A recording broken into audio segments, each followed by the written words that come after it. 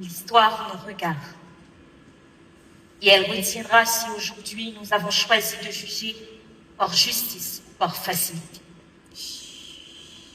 Je suis Abigail Alexandre, avocate de la défense. Et aujourd'hui, ma cliente fait face à une accusation extrêmement grave, celle d'amplifier les inégalités.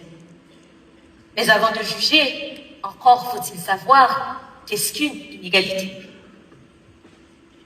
Une inégalité, mesdames, messieurs, c'est une différence de condition ou de traitement entre des personnes ou des choses.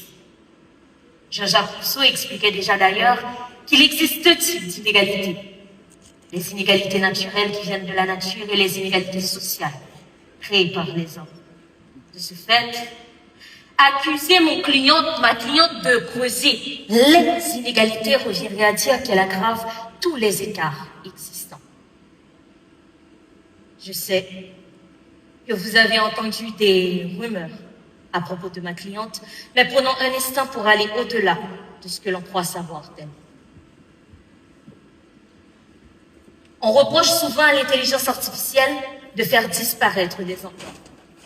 Et pourtant, selon le World Economic Forum, les transformations technologiques dont ma cliente devraient créer 170 millions d'emplois d'ici 2030. Via des plateformes de recrutement comme HireVue, elle est aussi celle qui masque le genre pour ne laisser voir que le talent des candidats. Comme la révolution industrielle a créé les métiers des transports, des télécommunications, l'intelligence artificielle ouvre aujourd'hui de nouveaux horizons et parfois même, elle sauve des vies. Vous connaissiez l'histoire de Lorraine? Non. Le rire n'est pas toujours aussi transparent, franc et honnête que vous le pensez. Certaines fois, il cache plus qu'il ne révèle. Il surprend. Il défie l'interprétation. Pendant longtemps, j'avais cru que si j'avais pas grandi avec mon père, c'était parce qu'il se souciait de sa vraie famille, qu'il avait peur que ses enfants légitimes subissent ce que moi j'ai vécu dans mon enfance à cause de son absence. Mais bien plus tard, 19 ans plus tard, je vais apprendre la vérité. Un jour, j'ai surpris une conversation téléphonique entre lui et ma tante. Et là, je l'entends dire: je dois faire un test ADN pour savoir si elle est bien de moi ou non. Mais pas maintenant parce que je viens d'acheter une maison à mes enfants. Il ne me reste donc plus d'argent. Le test coûte trop cher.